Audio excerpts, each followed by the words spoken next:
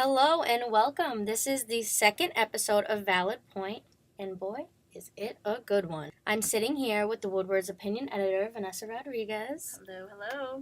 Our topic of discussion is beauty standards and the unrealistic expectations that come with them. Vanessa, do you care to comment? Well, for starters, there's a lot. There's a lot, and I know personally both of us growing up have dealt with a lot of these impossible beauty standards that are kind of set within our society.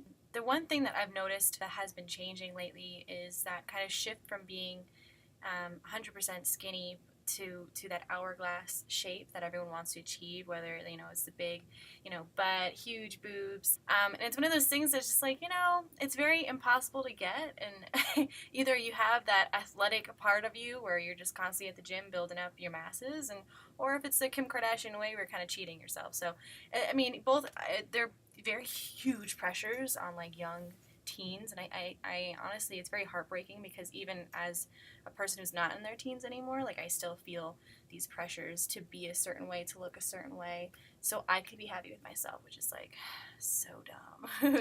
No, I agree. You see a lot of the times, well, I feel like for many, many years, people always talked about the stress that came upon with trying to get yourself to be that skinny. Nobody ever took the time to talk about the stress people who are super skinny have to try and get their weight up. And I mean, I feel like a lot of times people overlook that and they laugh and they say, I wish I had that problem. And I get it. I've done it too. I've joked with my friends saying, I wish my issue was gaining weight. But it's a real big issue. People overlook it, and it's sad, and it sucks that no matter what your size is, you're either too big or you're too small, and unless you have, like you said, the money, like the Kardashian type of money, it's so unrealistic to gain that. People on the social media, like influencers, a lot of the times they're even being caught using Photoshop. They're using the Facetune apps, the Photoshops. So they're not even realistic, but they're advertising products that are terrible for you and that are terrible for your body just so you can attain something that's not even possible. I mean, we do that to ourselves too. I mean, if you look at Instagram filters, Snapchat filters, a lot of them are used to enhance the way we look. And I've even used it. Like I put on Snapchat, I do the front camera, and I'm like, damn, is that me? Oh my God. So I flip it. I have to, put a little filter on it to make me feel better, make me feel a little prettier.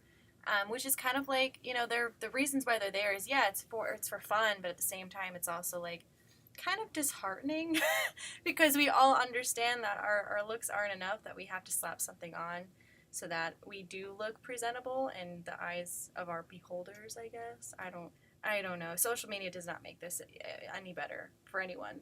Oh, I agree. Yeah, sure. And you brought up social media. I mean, I feel social media plays a huge part in all of this.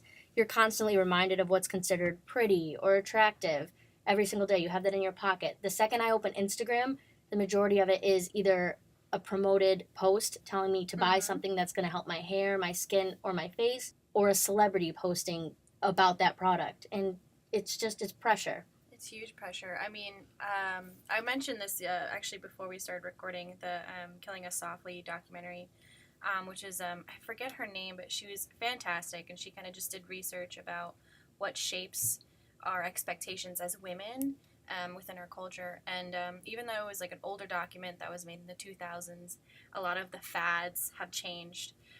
It's something still remains that even though at that time magazines and television were so prominent, now it's social media, and it's still a tool that is used to give these like impossible beauty standards to girls as young as I have a cousin who's 9 years old, 8 years old, and she has Instagram, she has a Snapchat, she has Finsta, but I was actually telling you before when I went to Victoria's Secret that one day I was doing shopping for myself because, yeah, I am a woman and I like to take care of myself, Understandable. And yeah, I see, girls as young as my cousin, which is 8 or 9, maybe possibly 10, going to these stores with their moms and buying, like, inappropriate underwear for the age group, which is like, you come to this kind of like parallel where you're like, yeah, let her be herself, her independent self, let her, develop into the woman that she's supposed to be. But then you're also at that other standstill where just like, well, when is the line supposed to be drawn? When are we going to stop teaching our girls to stop being girls or start being women? we don't teach them these things because media teaches them these things. These girls are often thrown into this idea of reality when it's not. It's just not the actual reality we're supposed to be facing. Instead, we're clouded with these ideas of beauty and perfection and making ourselves look so presentable. We're completely blinded to the fact that our society is basically setting us up for failure, setting us up for, it's a constant competition between us and men. We all know that.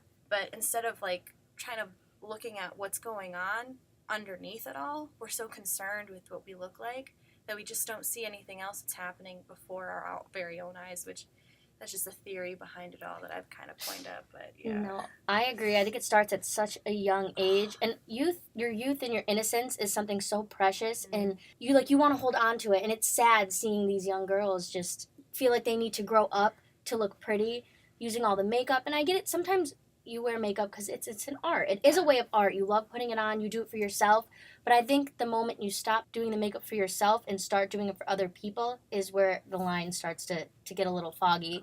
Oh, which brings me to our other topic we talked about, is that kids these days, and I feel like I sound like an old woman saying the kids these days, they're skipping their awkward stage. Yeah. Which part of me gets mad because that's not fair. No. My awkward stage is still going on. Yeah. And they're out here looking like they're 20 years old and they're 15. And it's scary because they're posting those pictures online. You see grown men commenting, and they feel the right to comment. They feel it's okay to comment because the girls look older. Mm-hmm. But it's creepy. And it's also teaching them, through their looks that they can receive this type of attention and that it's okay, even if they are 12 years old and there's a creepy 18-year-old man, commenting on them, which kind of reminded me of something that I know a lot of the people that I'm close with here and now, they struggle with this constant idea that if they don't look a certain way and if they don't demand these certain attention of other people, that they feel lonely, like they have to have that attention.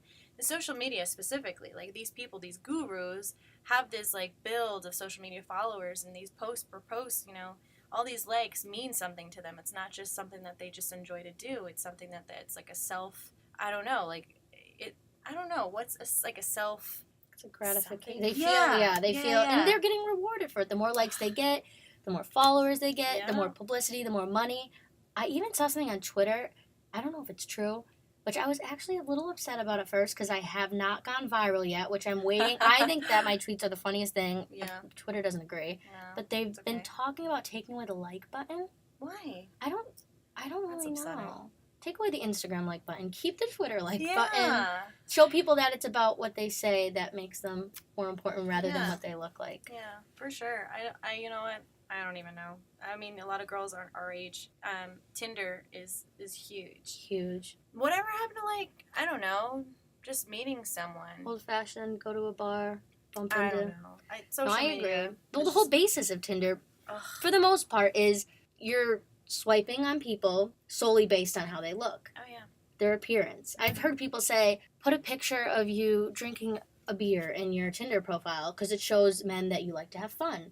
Put a picture of you at a sports game because it shows men that you're into sports. And that's so dumb. I'm sorry. I should be saying something a little bit more intellectual, but that's dumb. I don't approve of that whatsoever. Do you think attractive people have it easier when it comes down to it? Yeah. I think so. There's a reason why, for job interviews or working anywhere in general, there's these standards that we have to maintain in order to be presentable. I think prettier people have it easier for the most part.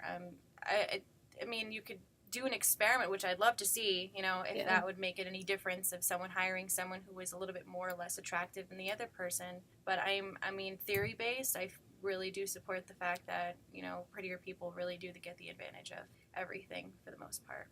And one last point I would make is, I think about a year or two ago, dad bods were popular. People loved dad bods. Nothing wrong with that. Men have just as much pressure to look attractive and beauty standards too. But if a woman came out with a mom bod, which I don't understand even what a mom bod would be, but they'd say, I've seen it, they'd say, go to the gym, work out, take care of yourself. People freak out about stretch marks, which is I'm sorry. You get stretch marks from losing weight. You get stretch marks from gaining weight. Yeah. It's just ridiculous. This whole thing is kind of just set up for us to constantly hate our bodies. So I think To wrap this up, our final opinions are that beauty standards are out of hand and unrealistic. Yeah.